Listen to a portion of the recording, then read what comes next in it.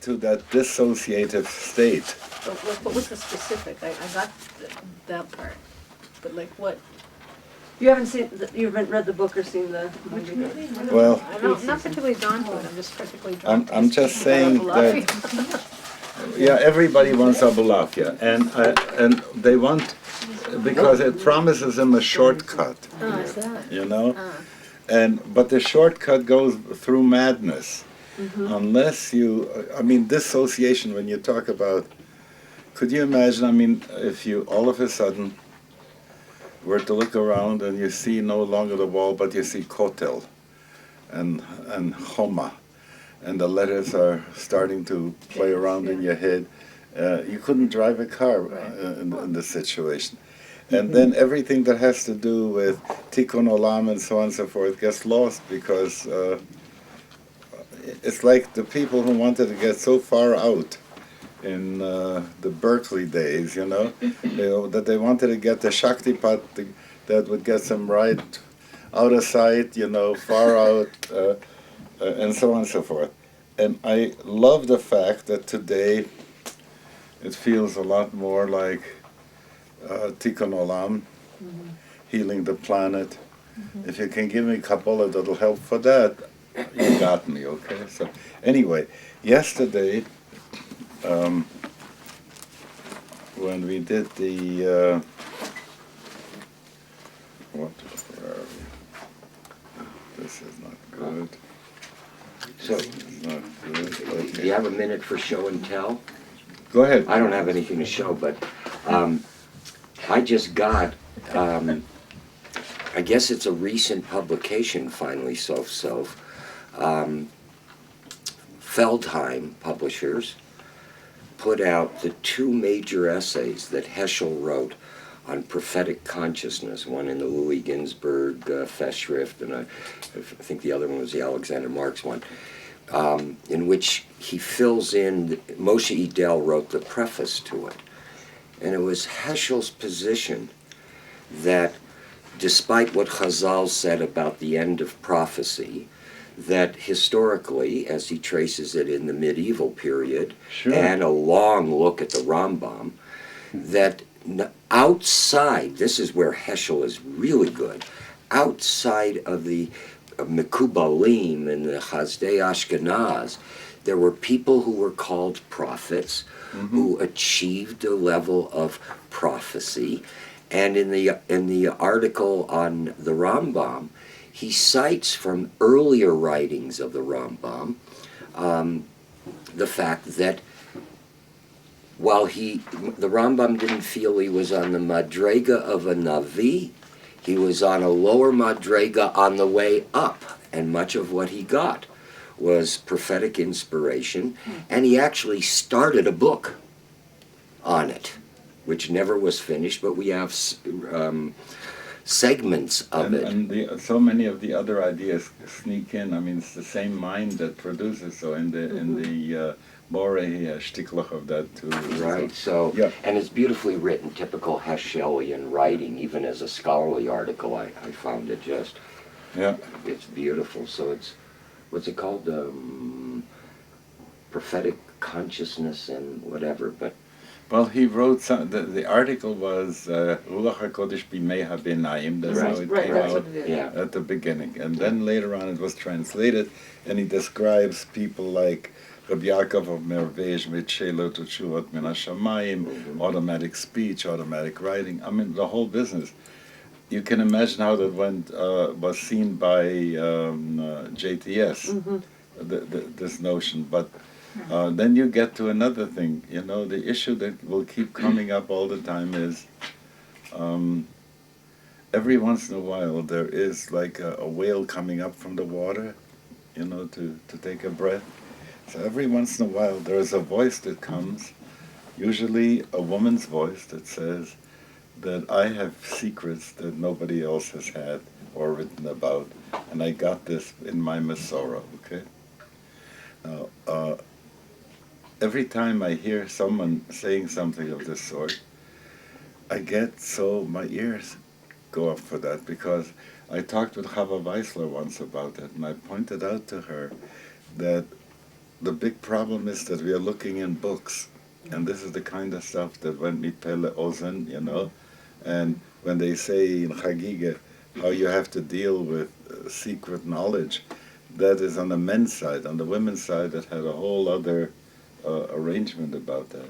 So this week I was talking with someone who claims that there is a possibility that there might be Ksavim left from the Sula of Ludmir. So, and that this woman claims that she got these things, and that's her Masorah. And in every door, there is somebody who does that, and so on and so forth. Okay, so it's wonderful to hear that. But I found I read this to Nadya because the Rambam writes after he says that he has received these what amounts to revelation. He says, when you receive them, do not tell anyone. Of course. Until you find somebody who has achieved that level, or people who have achieved that madrega of nevuah. That's what Asad Jolly wrote about Freud too.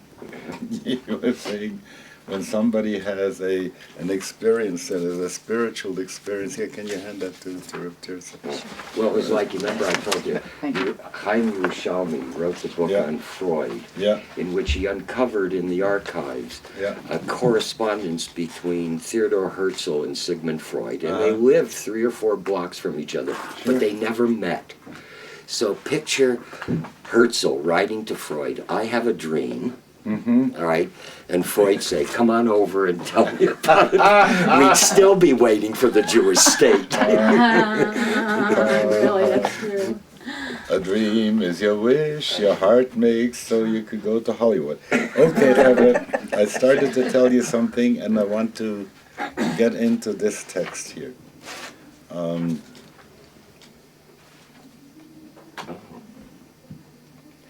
Yesterday, when we were having that session on Nigunim and so on, I raised the question with the people who were there. If you had to design a temple today, with the best mind technology and everything else, how would you go about it? What would it have to have? What would be its sine qua non? Without it, it wouldn't be a temple. What would it have to do for people? What would it have to do for... Hi, come and sit. What would it have to do with our relationship with knowing about God? Was the building alive? Was the building conscious in which you came? What feeling does it give you when it says 3 times a year you have to show yourself to God? And the end of the pilgrimage, you walk away and say, God saw me. You know, that sense of God saw me. Like said in the Kiddush Levana, you know, that Ilu Mole Hoyisraelim to see the Rebbeinu Shalom once a month, like with the Levana, you know how wonderful that would be, right? So we got into that element of what constitutes how would we go about doing the temple? And what would it have to have, what broadcast on the psychic, spiritual level is to go out from that temple each day? What beam, what signal has to come from there? Was a very wonderful shmuz, and maybe some of it we can get into when we learn a little bit here on the Asuli Mikdash V'Shachanti B'tocha. Last week, we went over the Gemara and Shabbos and everything that had to do with the words that are connected with Hannukah, which have to do with Mizrah Miyamin, no Hannukah Mismol, and all that stuff. And then we got to talk about Ragla the Talmud Doi, all those, and Hannukah is a mitzvah, Hadlokah is a mitzvah, these things that they were dealing with in the Gemara. So we laid them out because, and Hillel and Shammai about mostly V'holech, Poches, V'holech, and so on and so forth. So we had it on those texts. Now we're going to go into this one here. Okay. And this one is Huh? Where's this text from? No, I wrote it, okay. It's in the Sefer that's gonna be the Hosofa to Yishmeru Da'at, okay? So, במחלוקתם של בית הלל ובית שמאי, אמרו רז"ל, אלו ואלו דברי אלוקים חיים. ופרשו בקבלה ובחסידות, שעד ביאת הגואל תופסקה ההלכה כבית הלל, ואז אחרי הגאולה נפסק כבית שמאי. Why is that? And now an excursion. One of the things that I'd like to do someday is, if I had a semester with you, here's what I'd do. I'd take all the machlokas of Hillel and Shammai and lay them out.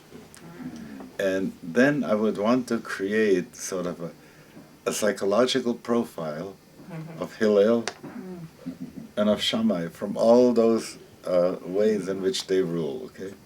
So one way in which Hillel is usually seen as the more proletarian and the elitist is Shammai, so on.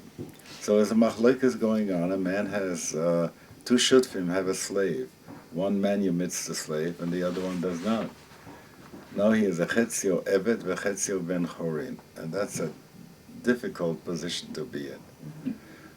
Now the big question was, do we keep him as a slave because the other owner has slavehood on him? So Beis Hillel wants to say, no, this man has gotten a certain amount of freedom. He works Monday, Wednesday, and Friday for himself, and Sunday and Saturday he works for his balabos, and he is Shabbos, and and that's how it goes. So Beis Shammai get up in an uproar and say, how could you come up with such a thing? It's a shanda. Why? Because Lisa bat chorin and a yochel nifnei shu evet. You can't marry a free person. Lisa shifcha and a yochel because he has that part of the ben chorin. And lo letov baro elish lesheves yitzaro. The world wasn't created to be empty, and there has to be settled.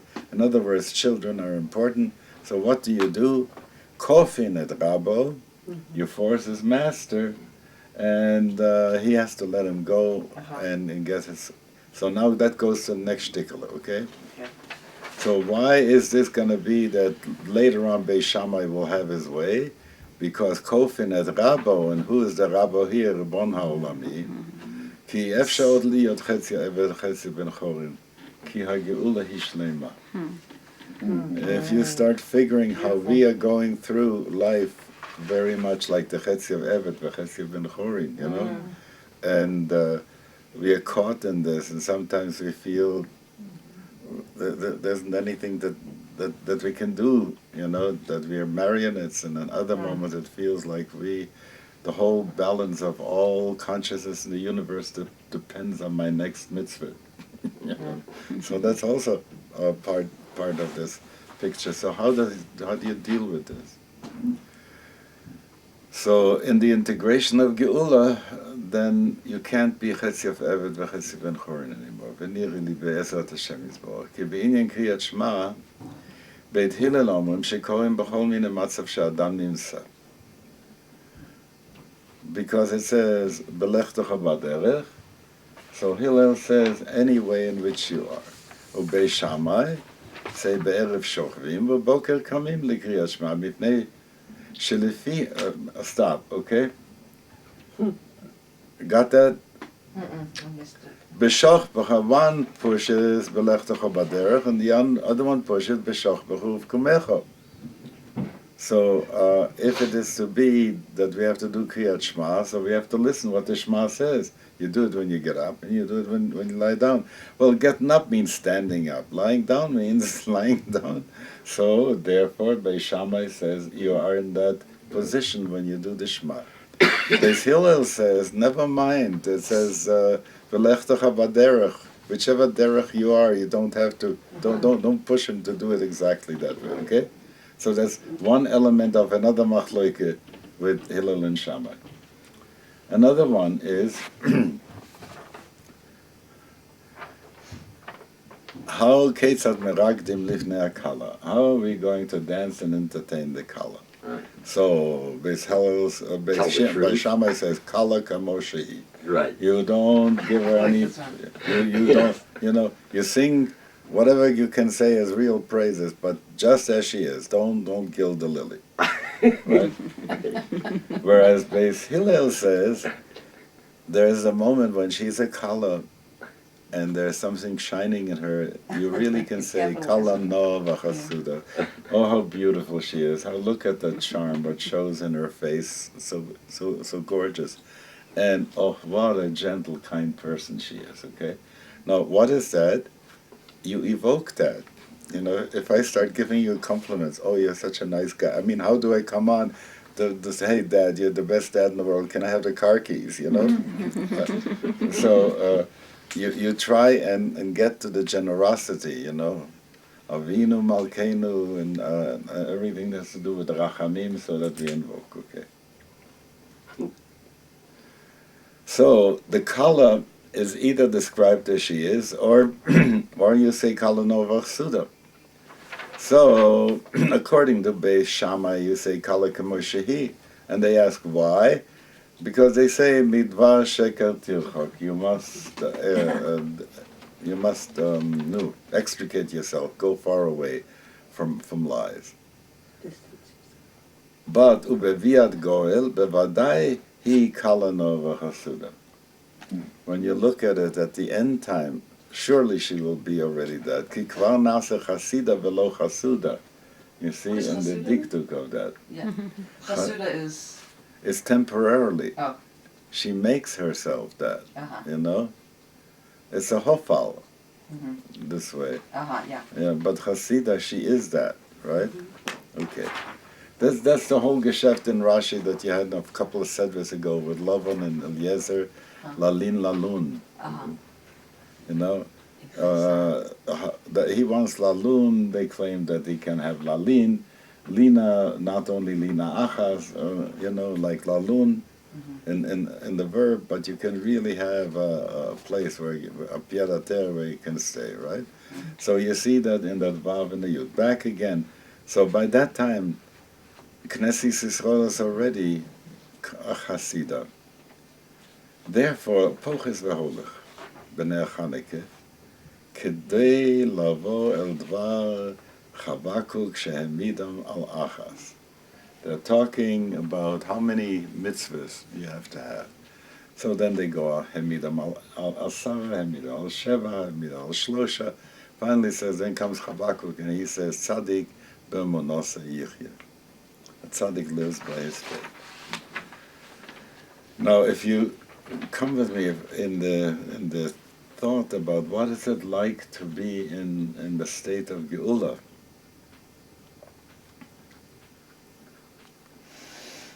In the state of Geula, you don't need any more pratim.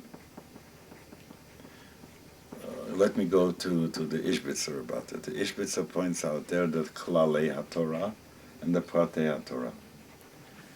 We are given the Pratei HaTorah, and as you take a look, that's the way it comes out in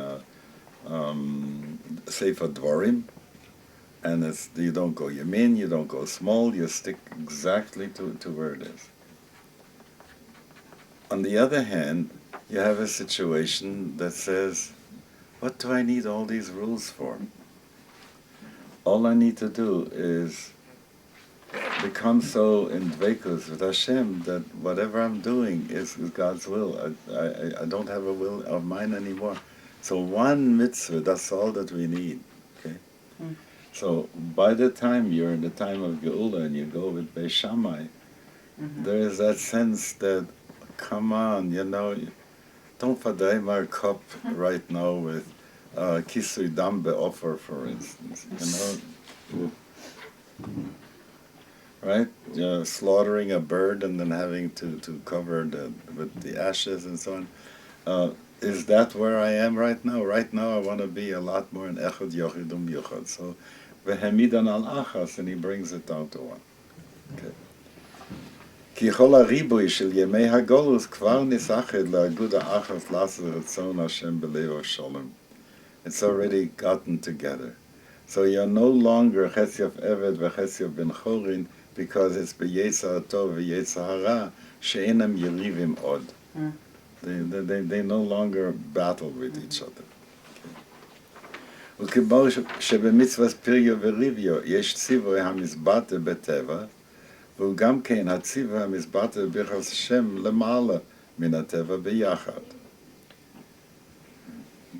When you think of the begetting of a child, what is taking place, it is not only what expresses itself in what we see as nature, but something beyond nature. That's to say, something not measurable. I want to say, I don't like the distinction anymore about Teva and Lamala Min HaTeva. Let me tell you why. One of the things that Arthur Cohen did, he wrote a book on Jewish theology about Supernatural Jew. The natural and the supernatural Jew. Okay. Now I want to tell you something. First of all, he was a very interesting person, Arthur Cohen. Sometimes he wrote under the name Arthur Priest or A Priest because he was a Cohen. He was an editor and a writer and all these things. So his connection was with Reconstructionism, and so therefore he was very much for the natural Jew. And the name of his book is Supernatural? Natural Man and and Supernatural Jew. Jew. Yeah. It's an amazing book to read. He wrote very cogently and he takes the issues out very clearly. So of course, where I came from, the statement is always the natural is Elokim, the Gematria Elokim, meaning that is Lamata, Yud He Vav He, is supernatural, you know, and we, the Torah, is supernatural, and you hear that rap goes all the way through everything else. So, if we were to have said what is supernatural, so you would say, for instance, telepathy is supernatural, you know, that there should be such a thing as distance sensing and distant viewing, and that's supernatural. No. 500 years ago, if you would say, you know, pictures and sounds can go through the air and we can communicate, that would be supernatural. But it's not. It's natural, but we don't know the connections. That, Michael, is the point I'm making, right? That's good. That's exactly what I want to say. I want to say what at one time people considered to be supernatural, that belongs to the last paradigm, not to the current paradigm. Well, you remember what was the message sent by Samuel Morse, the first message on the telegraph? What God is wrong. Yeah. What is that? What has God wrought? Oh, that's great. Yeah, That's great. he got it. So, so the issue of Teva and Lamala Min HaTeva, I don't like that distinction so much because so many of the things we would have at one point said in scientific understanding of the universe would have said they don't exist, they aren't real, therefore if you want to talk about it, supernatural, but it's not unnatural universe, and now we're in a different place. V'chasher tzivui nase TV, yeah, it's the keyboard again, the tet and the chet. V'chasher tzivui nase TV, v'gam hitgaluti, me'al hateva, azai torat imecha, u'musar avicha biyachad gam kein. This is also shorthand because you remember we talked often about the distinction between Torah that comes on as Musar Avicha and Torah that comes as Torah Timecha. Torah Timecha is what we can relate with and has to do with the rise of feminism and has to do with that direction that wants to go to, like Habakkuk, to that oneness, you know, to be able to say it's integral, it doesn't have to be cut into little pieces.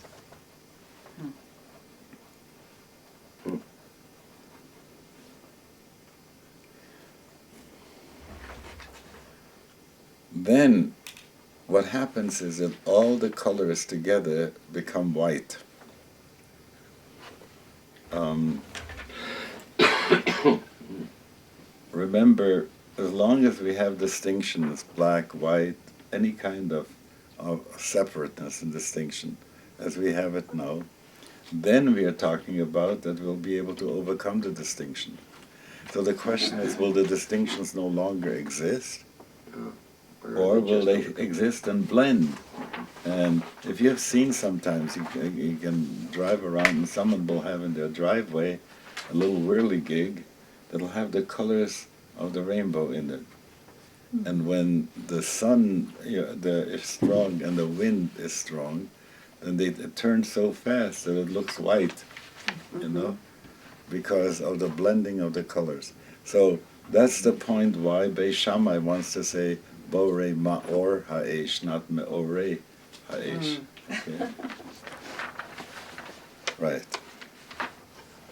So therefore he says, Umevorchin alav Borei Ma'or Ha'esh. V'lachein, Yesh mitzvah shebekocham me'at or docha harbe min hachoshech. Ad kitshitich leregel min hashuk. There are some mitzvahs. This is so. You know, these are notes that I transcribed from my little notebook that I used to take along when good machshavas came, and I wrote them down. So I wrote them down in such shorthand, and now I went and I just don't want them to be lost, so I put them on the computer. But it still is very much shorthand. So It's frustrating. yeah. Regel min hashuk, is that a bitui? Right. So we're gonna get to that. Hannukah. The regel Ad Shetich LeRegel Min Hashuk is in that what we did last Last week, yeah. Right. Oh, okay. All right. So, and the translation that is the one that makes such a strong impact is Ad Shetich LeRegel Hergel Min Hashuk Hatshuka. If you look at your addictions and desires and right. Nice. And so the Hannukah candle has to create such awareness, until you can let go of your habitual things. You go so much in the here and now, That you break your yeah, attachment. to body. all these things. Who says that? Is that yours? No, that Achetich LeRegel Min Hashuk is already a Chassidus. Yeah. Okay? And he calls those people who are the guys who are walking around the street that late, Right. the Talmudais. And who are the Talmudais? It looks like the last day workers who are coming home, the lowest level of the community. And why do you have to let them burn? Because it's Pirsum and Nissa. Okay? So who has to hear that it's a Ness? That there is still a miraculous order in the universe. Nebuch, the poor schleppers who are coming home late at night, If you have to let that burn so that they can see the ness, how the ness. Yeah. Another thing we learned last week about if you place the menorah too high, right, Lemalam Esrim Amma, you're not Yotze because it's not in the purview of people who look at it. It has to be something that people will be able to see. Okay, so we continue from here. So that wasn't one Rebbe, that was just a... No, I heard that Tich LeRegel Min Hashuk is gone, is sort of, if I were to say it, let's say to Shiner, he would come up right away and say that this is what it means. Yeah, okay. It goes with the Shal Na'alecha Me'al Right. Raglecha, right? That's what I was thinking. this, take off beautiful. your hergel, Yeah. the lock from your hergel, no il delit. Beautiful. So what happens is that there are some mitzvahs that have such centralizing, transformational koyach that a little bit of light will push away a lot of darkness. So much so that we'll get so much into the here and now that no longer is there hergel and tshuka driving us. Hainu she'atshuka shuv na'aset tivit v'lo rak hergelit. I go back to make sure. Look at Pavlov. He rings a bell and feeds the dogs, and the dogs begin to learn to salivate on that. Look how many associations we have to instinctual stuff. You know? I mean, we feel instinctual stuff, and then you start seeing what we have built up, not to be instinctual about it, you know, according to our contract with other people, the social situation, and so on and so forth. So we clamp down on that. And why is that?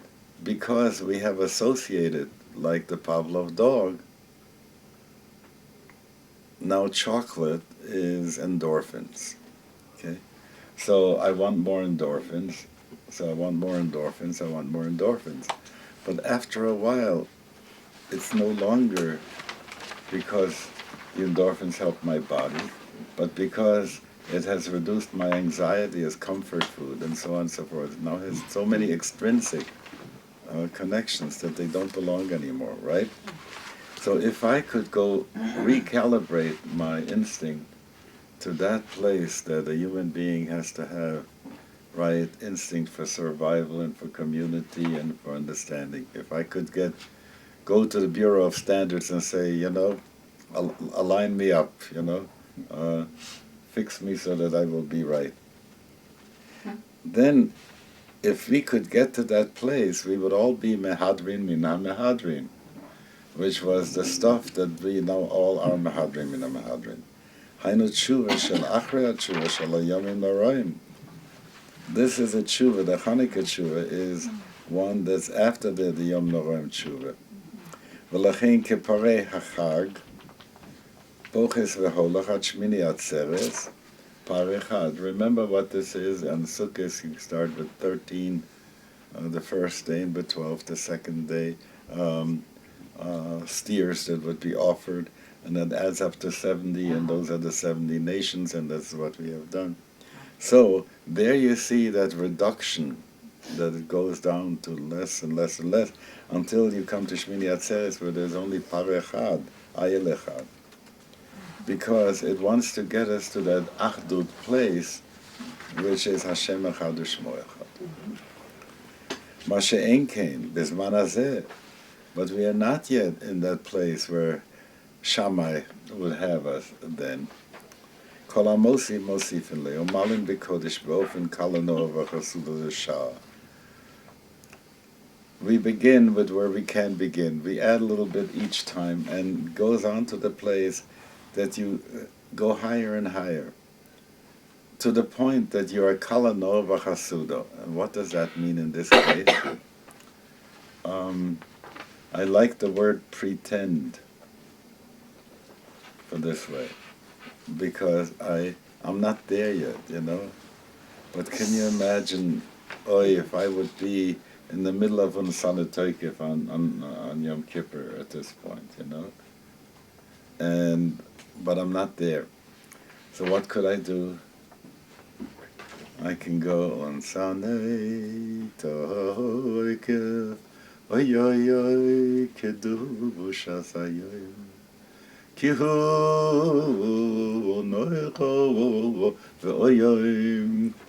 Now for a moment, I was reaching there, I was pretending, right? But that's not bad, because I'm tending into that direction. I'm not there yet, but I'm pretending. I tend to be that before I am that. There used to be a saying, you are what you pretend to be. Right. And in a way, but here I mean this on a much better level than the social pretense, right? Yeah. So, and that's the wonderful, the other day someone asked me, they had gotten hold of the sermon that I had reprinted of, I said, leave. Milton Steinberg. Milton Steinberg. The sermon that's called Our Persistent Failures. Yeah. Okay. Now, it's such a wonderful, wonderful sermon. And it keeps saying this thing about that the moral effort isn't over. And that every night we're going to say, Lev Yitzchak, that's what you said yesterday, you know. And he says, but tonight I mean it. And in this whole story, around this story, he builds this fantastic sermon and says, are there any options? And he takes the cynic, and you don't have to have such high values, so you won't disappoint yourself. Everybody comes and gives him eights, but Christianity says you don't have to worry about Jesus takes care of that, So he takes all of them and says, no, I can't buy that. So what is really left? The angry person who remembers at night, I was angry today, and will be maybe a little less angry tomorrow, and if not tomorrow, the day after, if he keeps on saying, but today I mean it. Okay. That's so wonderful. So, בזמן הזה כל המוסיף מוסיפין לאומלין בקודש באופן קלונו וחסודה שעדיין לא נעשס חסידה בקביעות, אלא רק לזמן החופה. אבל כשיסמיד מוסיף והולכו, הוא מרחיק את עצמו מדבר שקר, כמו נערות המחזות שאינם זוחלים בקביעות. Do you know that thing was called the wadi, for instance? That at certain times water will be there, most of the time it's not. It's called נחל אכזב. Huh? נחל אכזב. Achzav. So then there's a Naharot HaKosvot. It was the more traditional expression of that. Yeah. So why is that? Because they don't flow steadily.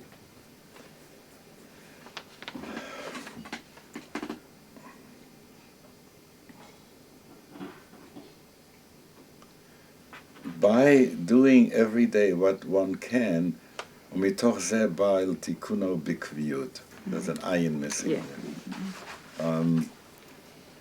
The more he keeps on doing it, the more the impact is made into that direction.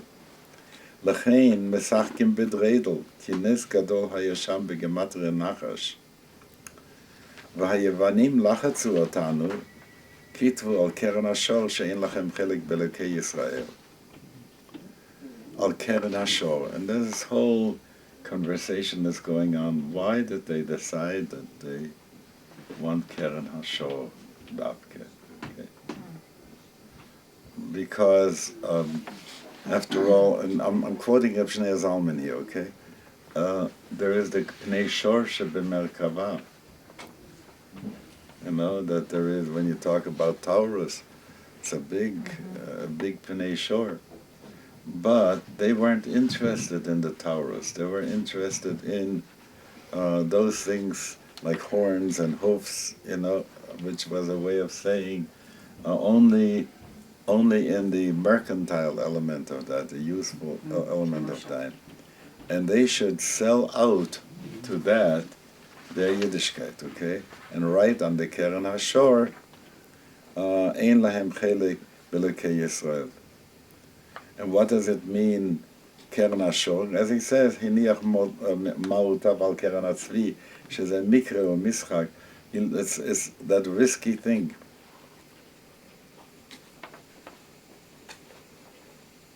The gematria is also in Mashiach, by the way. That's right. That's right. Go both ways.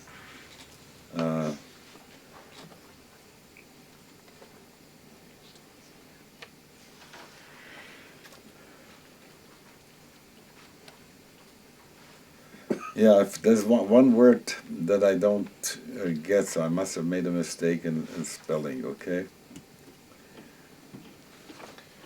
Meaning, when you play the dreidel, it looks like you're leaving it all up to chance, right?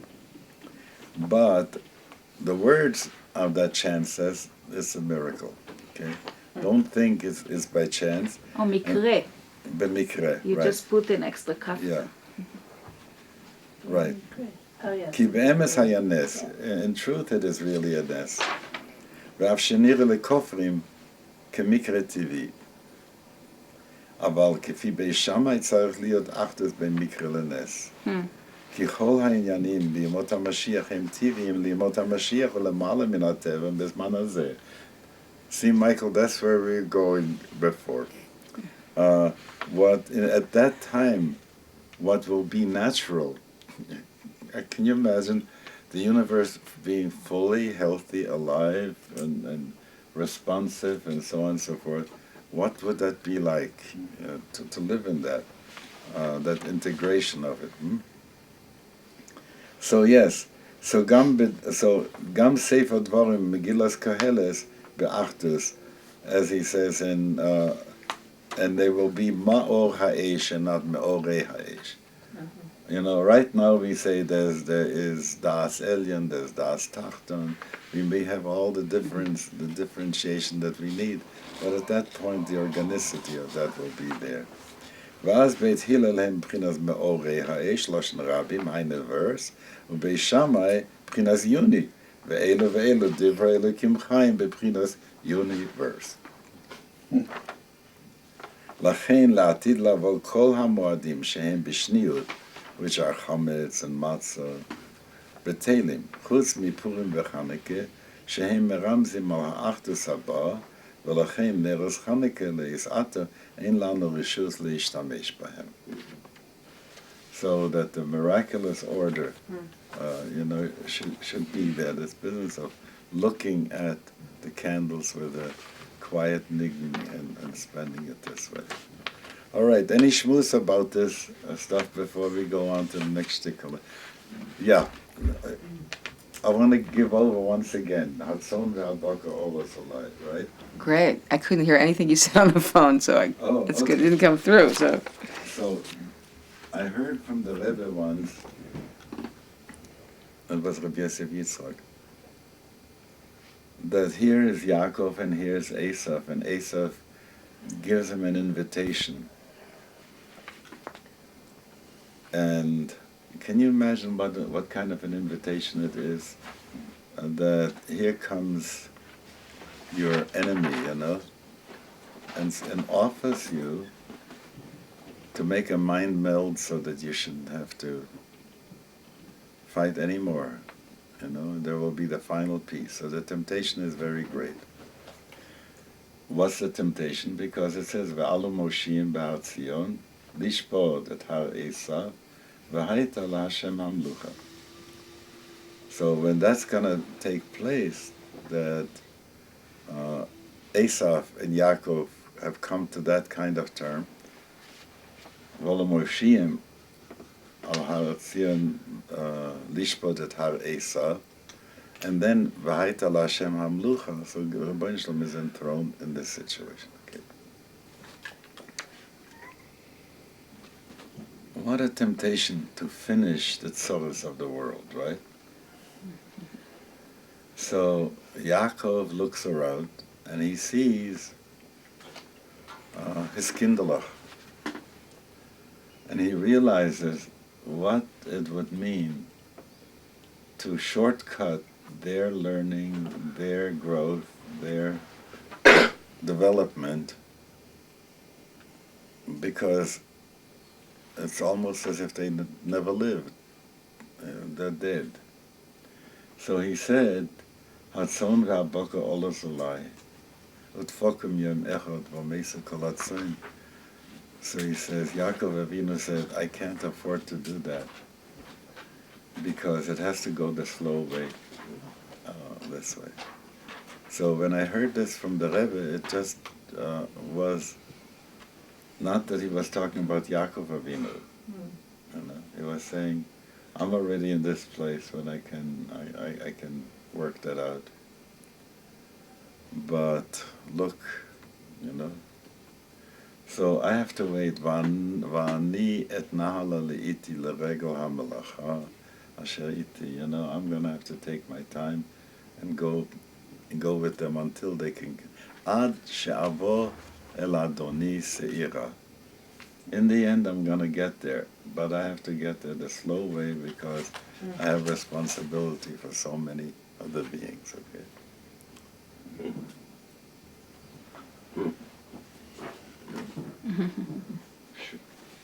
All right. Anything else? It's so powerful. I mean, Yes. they had this really a deep and true teshuvah and rapprochement in that moment that they could have ascended together. It was like Did you see The Dark Crystal? the movie. Yeah. Any of you seen the That's Dark one with Crystal? puppets or something? Huh? Dark Crystal? No. The kids movie? No, then I'm not gonna say a word about it. Is it out now? No, So- this was, yeah, it was about what 12 years, 15 years Dark ago, Crystal. out. But you can Okay. get it from the Are library. you recommending it? It is, It's a book. well, it's the great myth. It's the great messianic myth, and really, and you really can get a sense from that story what it's like to go through Chevle Mashiach, when all this is in a cartoon, Wow. in animation. Yeah, I thought it was puppetry type thing, no? I'm thinking of a different movie. Well, Hmm, they're moving around differently than puppets. okay. Anyway, how did we get there? Yes, Through the right. moments. What is the moment in which Yaakov and Esav can be together, and how is Geula? How does Geula overcome the split? Okay. All right. That's what that movie is about. Yeah. ועניין, let's go. ועשו לי מקדש ושכנתי בתוכם בתוך כל אחד ואחד. והעניין, כי המקדש אורגני כמו הגוף, ומה הנשמה ממלא את הגוף, ככה הקדוש ברוך הוא ממלא את העולם. וצמצם את שכינתו בין שתי בדי הארון. Okay, remember that description that prior to Lurianic Tzimtzum, if you would have said, what's God's Tzimtzum? They would quote to you the Midrash that said that Tzimtzum Shchinato Ben Shtei Badei Aaron, between the two carrying staves of the Aaron. לכן ציווה השם בהעלותך את הנרות אל מול פני המנורה הטהורה, אשר מקשה היא, בעבודה הצריכה לכוונה מיוחדת. The whole business about how the menorah was made, they say, you know, I used to have a big brass menorah in Philadelphia. I don't know if you saw that. On Emlyn Street in the house, there was this great big brass menorah. Simcha Paul has his menorah now. Uh-huh. In his house? Yeah, it's a big, 8-branched. It's a Hannukah menorah, but you know, it's sort of like what you would put in St. John the Divine. Did you make it? Did you make it? No, I had bought it. There was a shop in Chicago that had those Shabbos sterns, you know, those oil lamps that you hang, and I got one from there, and I got that menorah, and I had to get it across the Canadian border in those days. It was a whole geschäft, heavy thing. Heavy. Yeah. So when I looked at that menorah and I asked myself, how were they able to do that? Because according to the description of what was involved, you had to take this lump of gold and you had to keep on beating it until you finally beat out that shape of the menorah. I tell you something, it blows my mind to start figuring how heavy that thing was. If you look at the menorah, the way in which it's depicted on the Ark of Titus, to have a notion what it looked like, and it didn't look like the Lubavitchers say straight, you know? It has that bend Curve, in right. the curve in there. But you figure how heavy that thing was. Now, schlepping that through the desert with the Levium is also not a small thing, you know? What they had to schlep with that. And they had to carry it by hand, by katev yisau, and you couldn't take it apart and put it together. So how that came about is very hard to understand. So the only way in which you can say nasa lahem nes, you know, you talk like the Chachamim would talk about it, and with the first clap of the Hamel, Hashem Shemayim, right away, Bezalel made it happen in this way. But, you know, I asked myself, how could they have made that, how hard that menorah is, okay? Now, in order to be able to imagine then the shaping of the menorah, this time not so much on the outside, but on the inside. You know, I can go ahead and build a menorah inside. The first menorah I built is a very stick menorah, you know, but I don't have the shkedim and the parachim and the levels and the details and so on and so forth. Can you imagine what it's like to meditate a menorah into being? You know, like the Tibetans say, thought forms, you know, so you create the thought form of that menorah. Wasn't it like Zachariah? Huh? Like one of Zachariah's chesionot? Didn't get you. Is it like one of Zachariah's chesionot? That's right. Yes, that menorah to they the were Shemet? saying that's right. You have that menorah in the Zachariah, Nero's the Zachariah. There he had this there's a gola and there's a menorah and all that there. So you get a sense of. So what does the menorah do? V'chile orahit tzorich. Does God need that light? The Gemara asks about that. Why have the menorah there? You know, can't God see in the dark?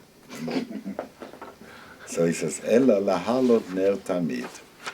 In order to bring up that light to go up, and which light? Ner Hashem nishmat adam, that the neshama should be lit up. ובמנורה כמו שבשרפי קודש יש להם שש כנפיים, 2 לחסות פנים, היינו חב"ד, 2 לחסות רגליים, היינו נהי, 2 מעופף, היינו חגס, תחילו הולכים בהם פרחה לאלו, ממשיכים ואומרים, קודש בחב"ד וקודש בחגס וקודש בנהי, נשם צבאות מלוך על הארץ כבודו, תפארת. בו מאיר קטע הרגושת המציאו של העצמות בלי תופעה, ובכובד התופעה אז כולם אהובים ושבח נוסעים לכל צבא מרום. Boy, I have to unpack this. Right, really. That is really concentrated. I have to unpack It's this. code, Zalman code. Yeah. So when you start asking the question about what does it mean to have 6 wings, you know? And if you ask from a point of view that says, on a spiritual level, what might a wing be? So you get a sense,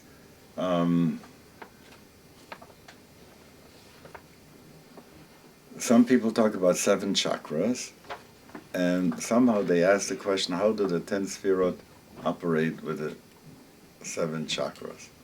Okay? So the answer is, Malchut is in its place, Yesod is in its place, the 3rd chakra is Netzach and Hod, right? 4th chakra, Tiferet, 5th chakra is Chesed and Gevura, so that's 2 more. 6th chakra is Chochma and Bina. 7th chakra is Keter, okay? So you have that system, which means that there are 3 places where there's balance, you know. In Chochma and Bina is one such place, crossover to the center. In Chesed Gvura is the other place, and in Netzach and Hod is the other place. So if you were to say that angels are flying, you know, that a malach is that kind of a person, as Sarah, and you don't see it in Gashmias, then how do you see it? You know? So you see a consciousness in which all those chakras are turned on and lifted up, and the center part is the light, and mul penei ha-menorah, and this is, he said you should take a look, as he showed them, kasha here lo et ha-menorah. He showed them the menorah, so they're talking which menorah was it, menorah lamala, okay? So here is all this stuff happening. So when you look at what does it mean what does the menorah take into itself, again, those 10 sphirot, those attitudes, but this time you have it in the malach and you don't have it in God. What's the difference? So you could say the difference is that the malach is willing to be an instrument of the divine. Do you know what a pantograph is? Okay. Imagine I have a finger machine here, you know, and I set it up in such a way that I'm writing over here, and the arms are made up in such a way that way at the other end, they will write it big, what I write here small. Okay? So sometimes you called, and there's a story, a science fiction story called Waldo. And this guy Waldo, this is yet before Waldo was looked for by the kids, you know, where is he in this whole geschäft? So Waldo lives on a like a station, you know, a space station. Waldo is a person who is very weak. His muscular things are very weak. But he's a fantastic engineer. So he describes to people how they should build in these things, and now he is on this space station thing, connected with a whole bunch of Waldos. So whatever, and he puts on those gloves, and whatever his gloves are doing here, so he can make it happen on a micro level and on a macro level, you know, he can go with it this way and that way. What are you nodding? You remember the story? I understand what you're saying. Oh, okay. Fine. So a malach, if I start talking about what does a malach look like, so when we talk about apparitions, you know, an apparition, there it appears in such a way. How would, what would be an effective apparition for God to give a message to Manoach and to his wife, the parents of Shimshon HaGibor? I can't imagine that something coming on like cosmic whoop whoop whoop that this would do the trick, right? So out comes, there is a malach, and he says, "My name is Peli," you know, and I like that business. How did Peli get Pinchas Peli get the name? When you had to get yourself a name. So the guy said to one of his ancestors, "Mashemecha," you know, so what should I write? Lama zeh tishal ishmi, v'hu Peli. That's how it says that the angel answered Manoach's father, you know, what he asked me for my name for, you know, it's a miracle, it's a wonder. But so here's that, so he says, the guy asked him, what name should I write down? He says Peli. It's a great name. And the Postic helped him with that.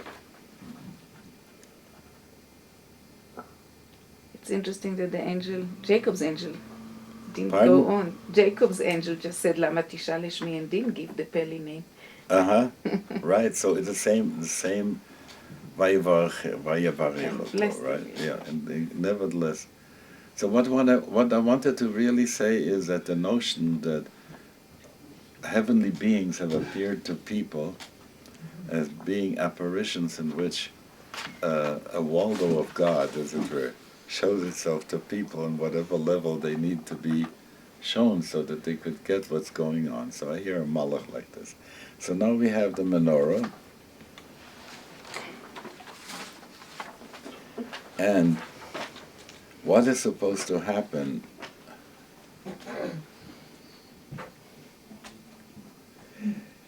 That Tiferet, which is the heart of the menorah, the center stem of the menorah, Bo Meir Keter Hargoshas HaMetzio Shala Atzmos Belito Fa'od.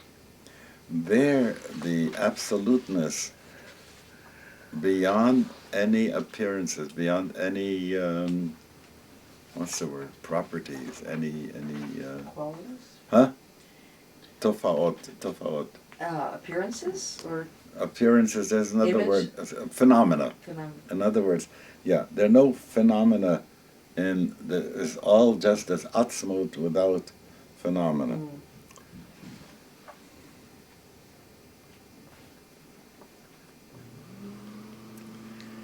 And from there it goes down to the stem of the menorah, in which all of it becomes one. So it becomes kulam ahuvim, kulam berurim, venotim be'aver reshut ze lazeh. Now that's the menorah in the Beis Hamikdash, which therefore had that power. So let's go back again. Imagine that the menorah was turned on. And I'm now not talking about turning on just lighting candles, right? Alive. It's alive, right? And it's shining in 7 dimensions, if you will, at that time, and it touches us in a very special way.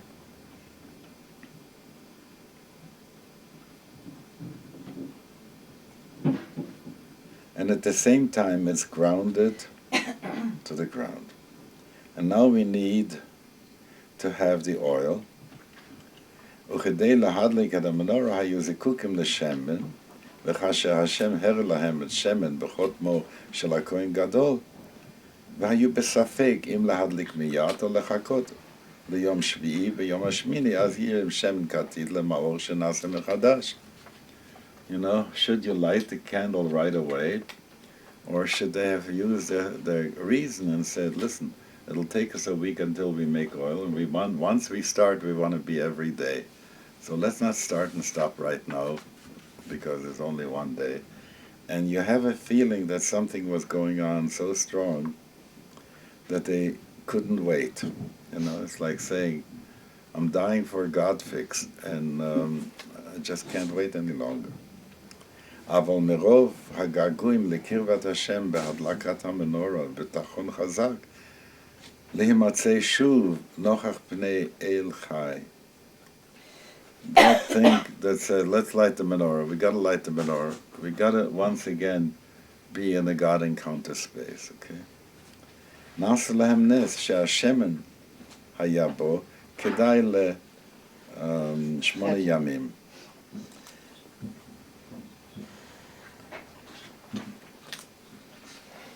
והרגשת הקדושה ונוכחת העצמות לא נפסקה מהם עוד. From that time on, it just continued to stay with them.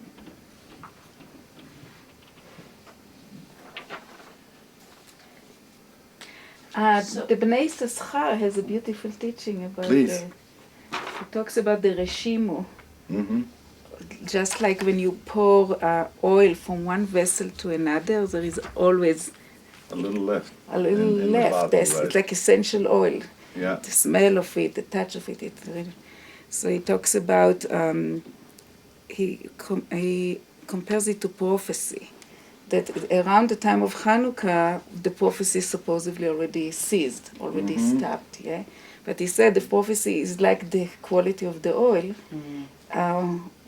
There is always the reshimu of the prophecy, and so the light of Hannukah, when we light the candles, that enables us to continue that reshimu of nevuah, and when we stare at the light, we remember that Now, is possible. who said first that there is no more nevuah? Just go on. Well, it's Chazal. I mean, it's in the Right. Isn't it 14th century? No. It's in the Gemara. It still is in Mishnaic times. Yeah. Once you've had Anshe Knesset Agdola still dealt with Ezra, with Nehemiah, they had the last of the Nevi'im there. Okay, then comes the Zugot and all the other people, and at this point the transmission is now verbal, very clear, because you always have to say who said it, and repeat it exactly in the language in which they said it. So along with that comes if someone says it ain't necessarily so, you chutzpahnik, you paskudniak, but I'm a prophet. At this time, only the fools and children have a prophecy left. So, but first of all, they never went against the children, because there is a whole bunch of stuff about Hannukahs, little young children who spoke and gave over things, and so there's a piece in the Zohar. There's another a whole section that came with the Hannukah and what that Hannukah had to say and so on. So a modern update story. I guess it was 1999 or 2000, the renewal rabbis in Berkeley area were getting together at Michael Lerner's, planning. Michael had the idea that he wanted to establish the Abraham Joshua Heschel Yeshiva. Yeah. All right? So each month we would meet and we would plan certain segments of it. So one particular week I had to do a certain curricular presentation, right? And that was the one time that Alan Liu came, all right? My presentation was that there was going to be a department for the training of Nevi'im, all right? And I outlined the whole idea based upon the Rambam's curriculum in the Moreh. Right? About 4 hours after the meeting, Alan sent an email to Michael and to me saying, "This is the reason I've never formally joined Jewish Renewal. It's crackpots like you, Victor." You know, it is so funny how people are, even what they take of Zen, you know, they have a filter on it. Yeah, Because what they're doing is always like the religion for export, you know. So but it's been trimmed, it's been cleaned, doesn't have any feathers anymore, it's been eviscerated, you know, pre-cooked even. So it's not the same. But there's Zen stories that are so gewaldig about dealing with ghosts and dealing with reincarnations and with this fox who was a Roshi and all kinds of stuff around. So you could have gotten back and said to him, you have also not paid attention to the tradition that you embrace and that you practice. So anyway, where were we? We're talking about oil passing from one vessel to another. Yeah. I mean, were you done? That Yeah. was a beautiful piece. About prophecy, that the prophecy really didn't see, they just maybe went to the background rather than being And in that the we, foreground. the teaching is that on Hanukkah we have Right. And the that oil, Rishimu of I mean, prophecy. You know, there still has yet to be written a good analysis of the political work that was being done to establish the new paradigm of the rabbis. Yeah. And it is absolutely clear that their program could not countenance the constant springing up of Nevi'im all around. Right. All right. Take a look how much they suffered. They walked around in the streets. I mean, if you can imagine Yerushalayim about 5 years before the Churban, you'd walk through the street, how many people would you find with the Nevuas and with this and with that and organizing things against the Romans and some people saying, "Come to the Besmedrash." I mean, the streets must have had...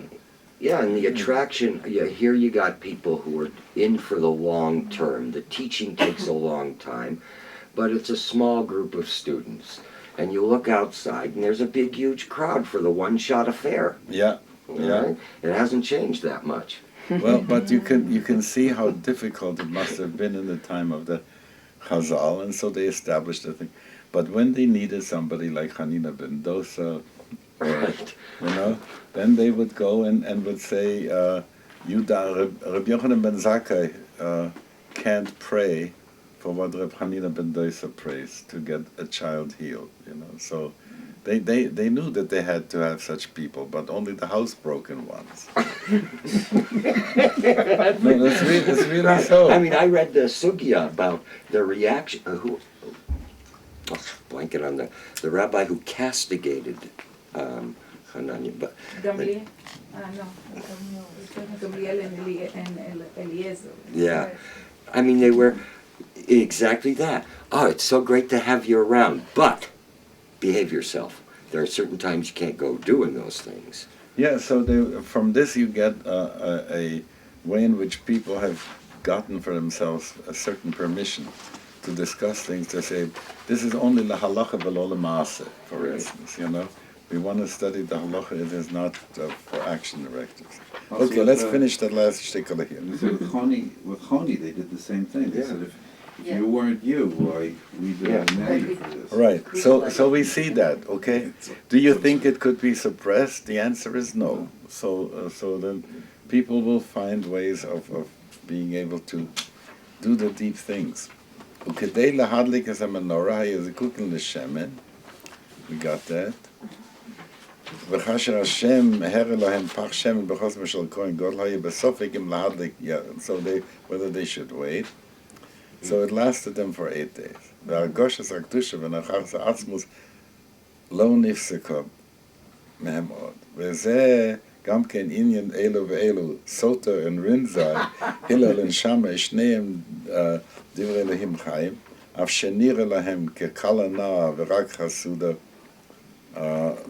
לא זז מחבבם, although they have said she is not yet fully Noah v'chasuda, nevertheless, לא זז מחבבם עד שבאמס קלה כמו שהיא חסידה גמורה. So in the end, you leave it for God to act within us and to bring about the time when we are like this Chasida Gemara. Nigunim, yes. Last week I gave that out, which had the Maus-Sur version that I translated, and the Al-Hanisim that I made because I didn't like the one that we have in the Siddur. So if you need a copy, I'm sure I have it. the Al-Hanisim is already in Zaslow's thing. Yes, right here. The Maus-Sur I don't know, but here, take a copy. Okay. Yeah, I have it.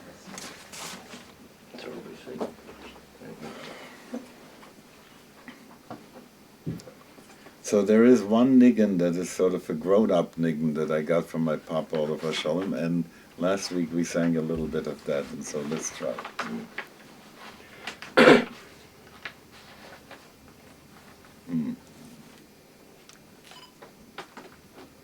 This is for sitting with the candles?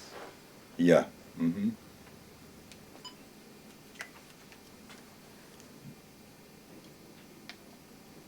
Sang it last night in Nigunim. Yeah. Oh, we had such a wonderful Very time nice. last night. I hear wonderful things. Big crowd. Yeah. Yeah. Yeah, it was really nice. Rabbi Zalman went all the way with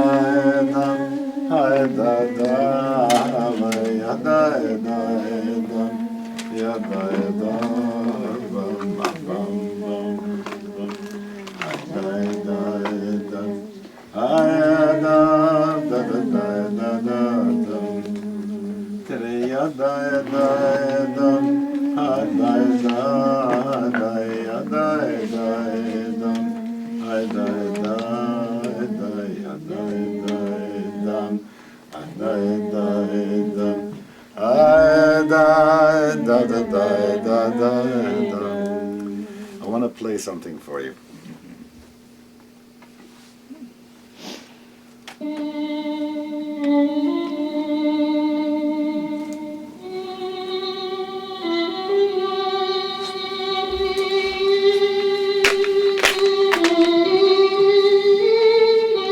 beautiful.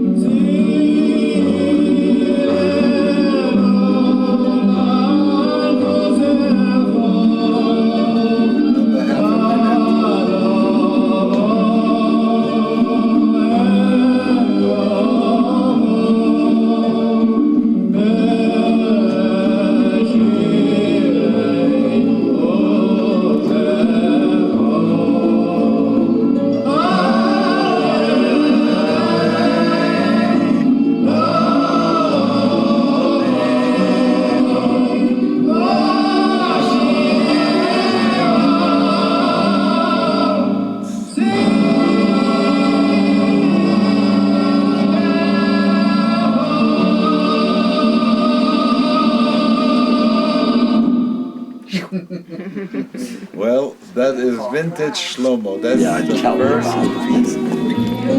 That's his. And that's why I always say that he gave up his art for the quick fix.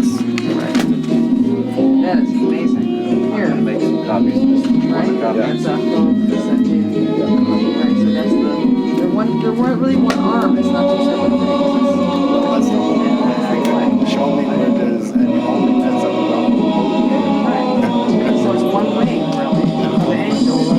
Right. You're set for tomorrow? So we'll do English. Do Spanish? It's gonna be a trilingual bar mitzvah. It's very sweet. It's a beautiful family. I was thinking, say right away, Yesod Foundation, but you know, Doesn't address the issue anywhere. He doesn't. No, you have to. Well, when you read the chapter in the middle, look at the bibliography. Yeah, I mean, because people just say, Kabbalah it was the dominant theology of Jews for 600 years. Did everybody know this stuff? Come on, a lot of people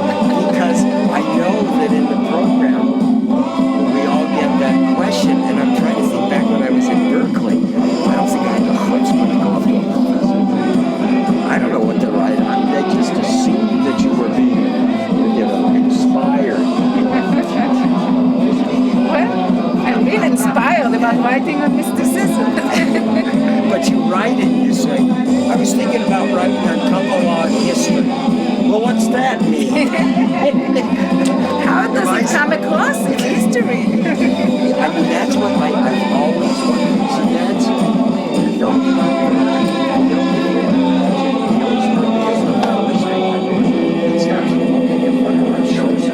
what are people doing? What were they thinking? What was it cooking? He's rich. Yeah, I mean,